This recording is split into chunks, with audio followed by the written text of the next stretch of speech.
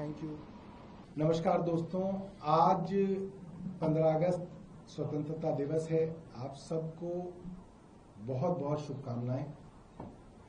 आज के शुभ दिन पे हम लोगों ने सोचा कि जिन लोगों ने इस देश को आज़ाद करवाया, शहीद भगत सिंह, राजगुरु, सुखदेव, महात्मा गांधी और तमाम सरदार पटेल और तमाम नेता जिन्होंने हमारे इस देश को आज़ाद कराया, उनका सपना था कि देश आज़ाद हो और फिर लोग खुद अपनी सरकारें चुने, एक अच्छा स्वस्थ लोकतंत्र इस देश के अंदर पनपे। मगर कुछ वर्षों से हमने देखा कि लोकतंत्र जो है इसके अंदर कई तरीके की खामियां आती जा रही हैं। जैसे फूड चेन सुनते थे हम। फूड चेन बचपन में पढ़ाई जाती थी कि नीचे घास होती है, घास को ग्रासहोपर खाता है, ग्रासहोपर को जो है मेंढक खाता है, मेंढक को सांप खाता है, सांप को चील खाती है और चील मरने के बाद उसी मिट्टी में दोबारा दफन हो जाती है और फिर से घास जो है ये चलता है। और इस फूड साइकिल के अंदर अगर डीडीटी आ जाए तो पूरी फूड चेन के अंदर आ जाता है। अगर कोई भी कह सकते हैं किसी भी तरीके का जहर इस फूड चेन में आ जाए तो पूरी की पूरी फूड चेन खराब हो जाती है। और हमारी ये जो प्रजातंत्र की चेन है इसकी शुरुआत छात्र राजनीति से होती है। छात्रों में, कॉलेजों में, यूनिवर्सिटी में जो चुनाव होते हैं वो मुझे लगता है पहला मौका होता है छात्र का प्रजातंत्र, लोकतंत्र को सबसे पहले फर्स्ट हैंड देखना, क्योंकि तभी 17-18 साल के वो बच्चे होते हैं, कॉलेज में आते हैं और छात्र राजनीति से उनका दृष्टिकोण बनना शुरू होता है कि राजनीति क्या है, लोकतंत्र क्या है। दिल्ली क्योंकि देश की राजधानी है और दिल्ली यूनिवर्सिटी मुझे लगता है विश्व की सबसे प्रतिष्ठित यूनिवर्सिटियों में से एक है। यहां पर जो छात्र संघ की राजनीति होती है वो पूरे देश का राजनीतिक दृष्टिकोण भी कहीं ना कहीं तय करती है। आज जो ये छात्र राजनीति है, दिल्ली यूनिवर्सिटी की छात्र राजनीति उदाहरण के तौर पे, इसमें धन बल का प्रयोग सबके सामने है। आज छात्र राजनीति के अंदर कोई साधारण घर का आम बच्चा नहीं सोच सकता कि मैं डूसू का चुनाव लड़ूं और मुझे कोई बड़ी पार्टी चुनाव लड़ाएगी, क्योंकि डूसू का चुनाव लड़ने के लिए साहब आपके पास बड़ी बड़ी गाड़ियां होनी चाहिए। बता रहे थे बच्चे की 1-1 करोड़ रुपए की गाड़ियां होती हैं और एक नहीं 20-20 गाड़ियां हो तो कहते हैं माहौल बनेगा, वरना माहौल ही नहीं बनेगा। चुनाव से पहले पूरे के पूरे पीवीआर बुक कराए जाते हैं, बच्चों को फिल्में दिखाई जाती हैं, बच्चों के लिए डिस्को कराए जाते हैं, बच्चा डिस्को करके आता है फिर अगले दिन वोट डालता है। तो हमने ये जो जहर है इसको अपनी जड़ों में से डालना शुरू कर दिया कि छात्र राजनीति में ही हमने एक 17 साल की बच्ची को सिखा दिया। वो बच्ची जब एक स्कूल से पढ़ के कॉलेज में पहुंची तो उस बच्ची को ये पता चल गया, वो भैया थे उस पार्टी के, उन्होंने हमें फला पिक्चर दिखाई पीवीआर में और अगले दिन हमने भैया की पार्टी को वोट दे दिया। आज ये राजनीति हो गई।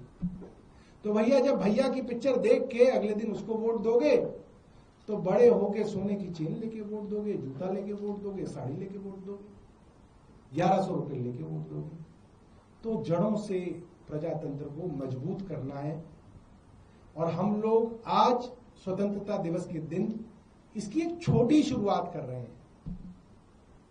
हमारे साथ बहुत सारे युवा साथी हैं, युवती हैं, जिन्होंने छात्र संघ की राजनीति में कहीं ना कहीं हिस्सेदारी रखी और ये सब लोग इस संकल्प से आए कि अब इसको साफ सुथरा किया जाए।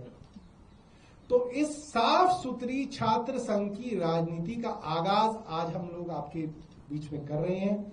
मेरी आप सब लोगों से ये निवेदन रहेगी कि इसको आप अपने अखबार में, अपने टीवी में, डिजिटल में कहीं ना कहीं छोटी मोटी जगह जरूर दीजिएगा, क्योंकि एक शुरुआत है।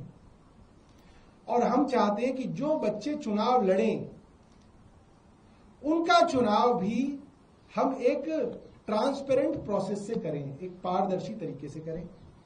हम लोग आज इनवाइट कर रहे हैं एप्लीकेशंस डीयू के बच्चे बच्चियों से कि अगर आप कॉलेज में चुनाव लड़ने के लिए इच्छुक हैं और आपके पास पैसा नहीं है, आप एक साधारण परिवार से आते हैं, योग्यता है, तो उस योग्यता के आधार पे हम आपका आकलन करेंगे।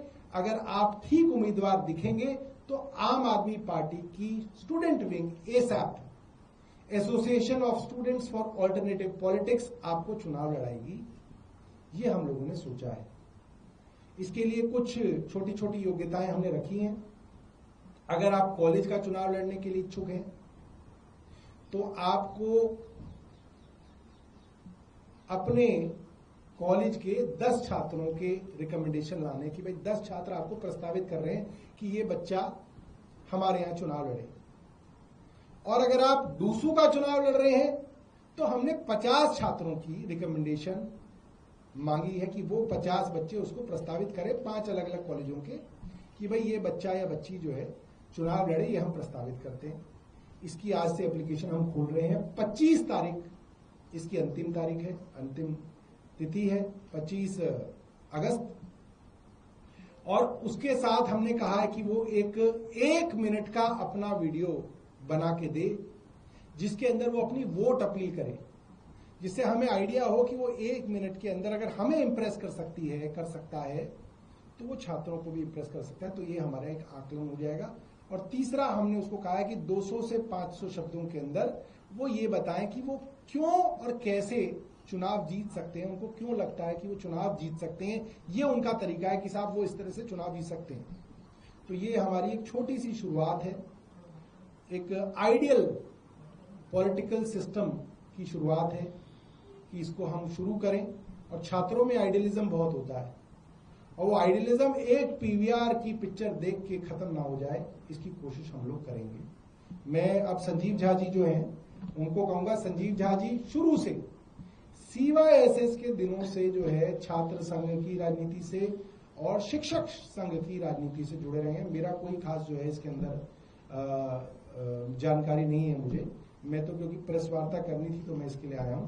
संजीव झा जी और ये बाकी जो हमारे साथ हैं ये लोग इसके बारे में जो है ज्यादा जानते हैं। संजीव झा जी कुछ बताएं। जैसा कि अभी सौरभ भाई ने बताया, एक ऐसी शुरुआत जहां बच्चों का टैलेंट उसकी गाड़ियों से नहीं, उनके पैसों से नहीं, उसकी अपनी क्षमता से, कि उनमें टीम लीडरशिप कैसा है, किस तरह का उसका वक्ता किस तरह का है, ये सारे क्राइटेरिया होने चाहिए। और मैं इस बात से सहमत हूं कि अगर आपको राजनीति को साफ करना है तो शुरुआत फिर आपको कॉलेज से करनी पड़ेगी। तो ये जिम्मेदारी आम आदमी पार्टी की स्टूडेंट विंग इस सैप की रहेगी। मैं सभी साथियों को शुभकामनाएं देता हूं और मुझे पूरी उम्मीद है कि ये जो शुरुआत है, इस शुरुआत में वो सारे बच्चे जो ये चाहते हैं कि पॉलिटिक्स में चेंजेज आए, वो उसके हिस्सेदार बनेंगे, उसके स्टेक होल्डर बनेंगे। और हमारी कोशिश भी है कि ना केवल वो कॉलेजेस जहां पे चुनाव होते हैं, बल्कि वो तमाम कॉलेजेस जहां पे बच्चे पढ़ने आते हैं, उन सबको इस ऐप के जरिए जोड़ करके इस ऑल्टरनेटिव पॉलिटिक्स का एक हिस्सा बनाया जाए। तो दिल्ली यूनिवर्सिटी के साथ साथ जितनी भी यूनिवर्सिटी चाहे दिल्ली के हैं या दिल्ली के बाहर हैं, वो सब इसके हिस्सा बन करके और इस देश की राजनीति बदलने की शुरुआत करेंगे। बहुत बहुत धन्यवाद साथियों। इसके बाद ईसैप के ही छात्रों से जो है, ईसैप के जो हमारे अधिकारी पदाधिकारी हैं, उन सबसे हम जो है ध्वजारोहण आज कराएंगे। एक सवाल है राष्ट्रपति जी, प्रधानमंत्री कुछ बड़ी बातें कही हैं, मैं उनको बताऊं थोड़ा सा क्लियर दीजिएगा।